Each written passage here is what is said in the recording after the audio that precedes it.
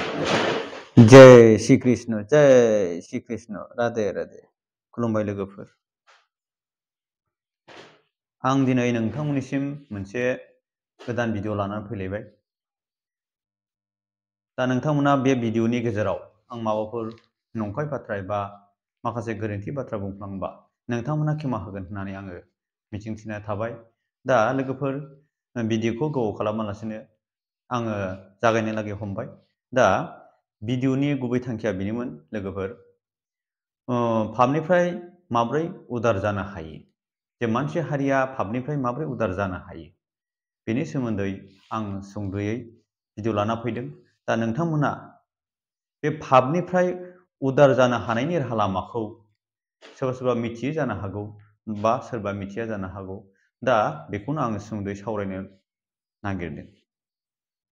जों मानसि हारिया पापनिफ्राय माब्रै उदार जानो हायो?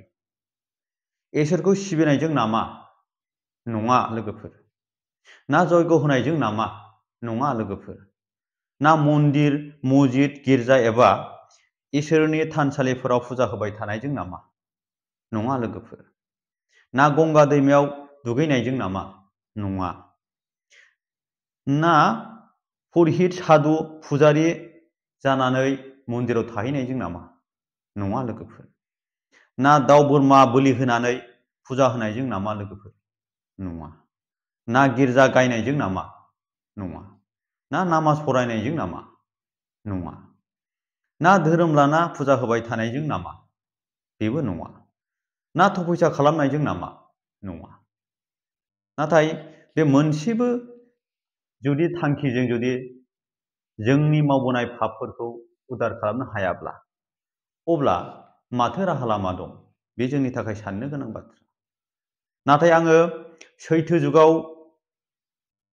जुग, थेथा जुग एबा दापर जुगनि खोथाखौ बुङाखै लोगोफोर। मानोना सैथो जुग, थेथा जुग, दापर जुगाव इसोरा निराकार नङामोन, साकारमोन।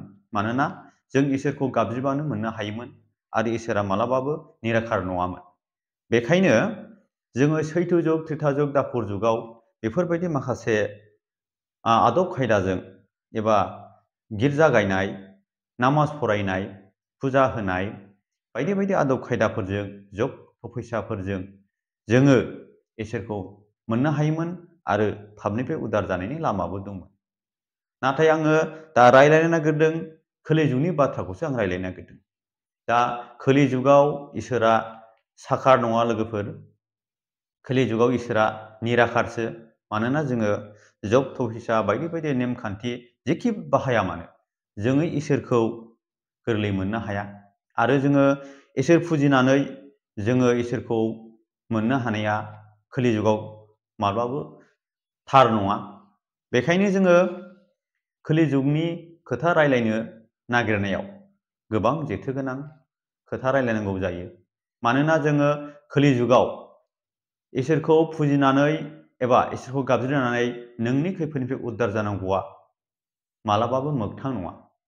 मानोना जोंनि खोलि जुगाव, दा सोलिबाय थानाय खोलि जुगाव इसोरखौ गाबज्रिनानै इसोरनिफ्राय अननाय मोननांगौआव माखासे गोबां नेमखान्थिखौ जोङो फालिनांगोन। बे नेमखान्थिखौ जों फालिनो रोङाब्ला नैबे खोलि जुगाव जोङो इसोरखौ जेरैखि आदब खायदाजों गाबज्रिया मानो, जिखुनु जाया जयग'आनो होआथों मानो, ना फुजायानो होआथों मानो, ना गिर्जायानो गायाथों मानो, ना नामाजानो फरायाथों मानो, ना बोलि होआथों मानो, जेखि आदब खायदाजों जोङो इसोरखौ गाबज्रिया मानो, जोङो खोलि जुगाव इसोरखौ मोननांगौआ मालाबाबो गोरलै नङा। नाथाय साननो गोनां बाथ्राया बेनो जे खोलि जुगावबो इसोरखौ मोननायनि राहा लामा दं। बेखौ श्री कृष्णआ भगवद गीतायाव बुंलांदों। दा बे राहा लामाखौसो आं नोंथांमोननो फोरमायनो नागिरदों। बेफोर राहा लामाजों जुदि जों इसोरखौ मोननो हायाब्ला, अब्ला माथो राहा लामा दं?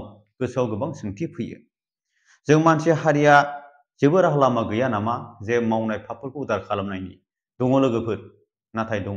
बेखौ आङो नोंथांमोननो फोरमायनो नाजादों। जों दानिया सावरायगोन श्री कृष्ण बुंनाय भगवद गितायाव लिरनाय माखासे खोथाफोरनि सोमोन्दै। श्री कृष्णआ भगवद गीतायाव माखासे पापखौ उद्धार खालामनो हानायनि राहा लामाखौ नोंथांमोननो रोखा रोखा फोरमायलांदों एबा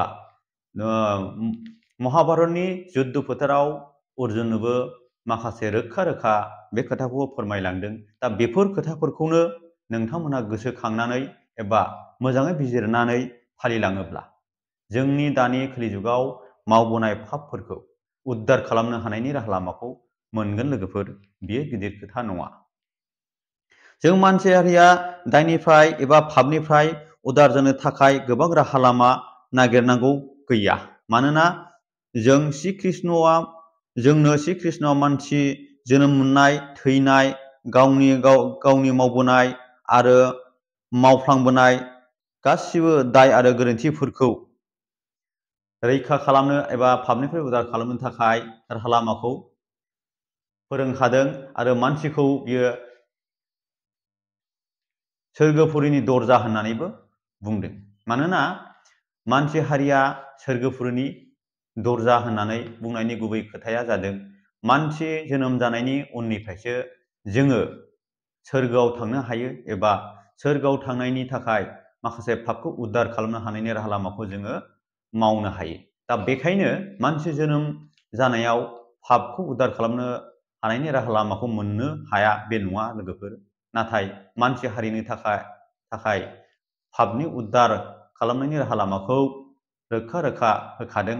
दा बेखौनो नोंथांमोना फालिनानै माखासे पापनि उद्धार खालामनानै लानो हागोन। अब्ला जों मानसि हारिया पापनिफ्राय उद्धार जानो थाखाय मा राहा लामा लानांगौ जायो एबा लानांगौ बेफोरनि खोथाखौ आं नोंथांमोननो फोरमायनो थाखाय आखायाव लाबाय। राहा लामाफ्रा बेनो जादों लोगोफोर। दा कृष्णआ बुंलांनाय बायदिब्ला जों जे पापनिफ्राय उद्धार जानो हायो बेनि गुबै राहा लामायानो जादों सैथो आरो धोरोमजों लोगोसे मानसि दुमसि जिब जुनार रावनिबो सायाव अनागारि हाबा दामाव होननानै बुंदों श्री कृष्णआ। बांसिन बाहागोखौनो गुबुननि एबा संसारनि मोजांनि थाखाय मावनांगौ होननानै बुंदों श्री कृष्णआ। रावखौबो हिंसानो नाङा, रावखौबो खैफोदाव खोख्लैनो नाङा होननानै बुंदों कृष्णआ। गुबुननि एबा संसारनि मोजां मावनो हायाबा गाज्रिबो मावनो नाङा होननानै बुंदों। धोरोम गुरुफोरनो सिबिनाय हो, देरसिनखौ मान हो, दुइसिननो अननाय हो। कृष्णआ बे खोथाखौ बुंलांदों। रांखावरिनि लुबैसुला दाजा, सिखाव दाखाट गुन्दा दाजा, जेखौ दं मिनि खुसि थांनानै थानो नाजा, अननायखौ आनान गसाइखौ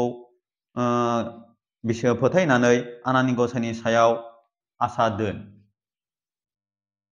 सोरबा गाबोबा गाबफा, सोरखौबा बुयोबा हमथाफा, बिमा बिफानि बैसोखौ बिमा बिफा सान, गावनि देरसिनखौ बिदा बिनानाव सान, दुइसिनखौ फंबाय बिनानाव सान, रावखौबो मालाय दासान।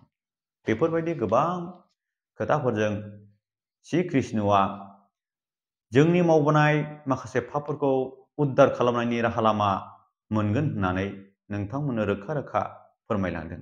दा बे खोथाया भगवद गीतायाव रोखा रोखा लिरनाय दं लोगोफोर। दा बे मोनदाइन माखासे खोथाफोरखौ, माखासे जोंनि मावनांगौ नेमखान्थिफोरखौ फालिलांनो हायोबा जोङो जोंनि मावबोनाय आरो जोंनि मानसि जोनोम जानायाव जे पाप उद्धार जानो नांगौ, पाप उद्धार जाबासो जों सोरगोफुरियाव थांनो मोनो एबा जोंनि सोरगोनि दरजाजों हाबलांनो हायो। बे खोथाखौ श्री कृष्णआ भगवद गीतायाव बुंदों।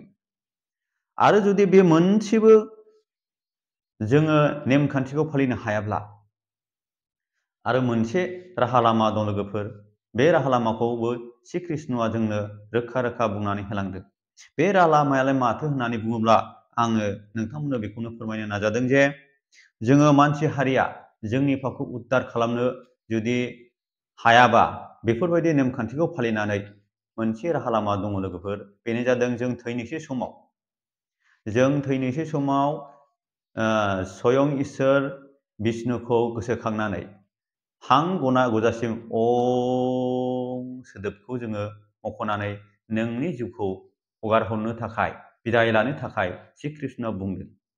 नाथाय बे जोंनि थाखाय सम्भब नङा लोगोफोर, मानोना जोंनि बे खोलि जुगाव साफ्रोमबो मानसियानो अकाल मृत्युसो जायो। अकाल मृत्युसो जायो। मानो? जोङो माखासे निदानजोंसो थैनो गोनां जायो। जों मानो माखासे बिपदजों एक्सिडेन्ट बायदिसिना जानानैसो जोङो थैनो गोनां जायो। बेखायनो जोङो बे इसोरखौ स्वयं इसोर बिष्णुखौ गाबज्रिनो जों सम मोना आरो ओम सोदोबखौ जोङो बुंनानै जोंनि जिउखौ जोङो बिदाय होनो जों सम मोना। मानोना जोंनि थैनायानो खोलि जुगाव जोङो पापनि गेजेरजों थांनानै थानाय एबा सोलायनायनि थाखायनो जोङो माखासे एक्सिडेन्ट बिपद आफदनि गेजेरजोंसो थैयो। बेखायनो जोङो इसोरखौ गाबज्रिनो एबा इसोरनि मुंखौ ओम सोदोबजों जोंनि जिउखौ बिदाय हरनो थाखाय जों सम मोना। मानोना जोंनि मानसि जिबनाव खोलि जुगाव जोङो गोबां पापजों जों भुगिनानै थायो। जों बे पापखौ जों मेगनजों नुवा एबा जोङो खायफा बिसास खालामा एबा खायफा जों मिथिनो रोङा। जोंनि खोलि जुगाव जोङो गोबां पाप भुगिनानै दङ। जिब जुनारनि पाप, बिफां लाइफांनि पाप, दैमा दैसानि पाप, मानसिनि पाप आरो पापजों लोगोसे आरो जोंहा माखासे रिन थायो लोगोफोर। बे रिन जाहैदों मोदायनि रिन, गुरुनि रिन, बिमा बिफानि रिन। बेफोर रिनखौ जोङो गासिबो सुख'लांनो हायाबा, गासिबो जोङो थैनायनि सिगां सुख'नो हायाबा, जोङो मालाबाबो बे ओम सोदोबजों नोंनि जिउखौ मालाबा बिदाय होनो जों हाया। बेखायनो जोङो बे गासैबो 8था जे जोंनि मावनांगौ हाबा, जे पापनिफ्राय उद्धार जानायनि जे 8था मोनसे राहा लामा होदों, बे राहा लामाखौ जों मावनो हायाबाबो नैबे फंसे सोदोबजोंनो जे जोंनि पापखौ उद्धार खालामनायनि मोनसे राहा लामा, जों बेखौ मावफुंनो हाया। मानो होनबा जोङो बेखौ मावनो सम मोना। जोङो मानो होनबा जोङो आलो गोजोनै थैनो मोना। जोङो बायदि बायदि बेमार आजार, बायदि बायदि एक्सिडेन्ट, बायदि बायदि निदान, बायदि बायदि खैफोदनि गेजेरजोंसो जों थैयो। बेखायनो जोङो जोंनि मानसि हारिनि थाखाय बे श्री कृष्णआ बुंलांनाय जे श्री कृष्णखौ गावखौ गोसोखांनानै ओम सोदोब होनानै जिउखौ बिदाय हरनो थिनदों, बे जोंनि थाखाय सम्भब जाया। मानो होनबा बे खोलि जुगाव जोंहा पापजों बुंफबनानै दङ। जों बे पापखौ जोङो माखासे बिसास खालामा। जोङो माखासे मानसिफ्रा सानो आरो बुङो पापआ गोजाना गोथां, नाथाय पापआ गाब गैया लोगोफोर। पापआ गोबां रोखोमनि दङ। जेरै जोङो आं सिगाङाव बुंबोनाय बायदि पापआ एम्फौ एनलानिफ्राय आरम्भ खालामनाय बिफां लाइफां, जिब जुनार गासिबो जोंखौ सावहोयो। बेफोर सावफ्रानो जोंनि बे थैनाय समाव अकाल मृत्यु, माने सानस'नो हायै निदान आरो बिपदजों जों थैनो गोनां जायो। दा बेखौ जोङो मिथिस'नो हाया।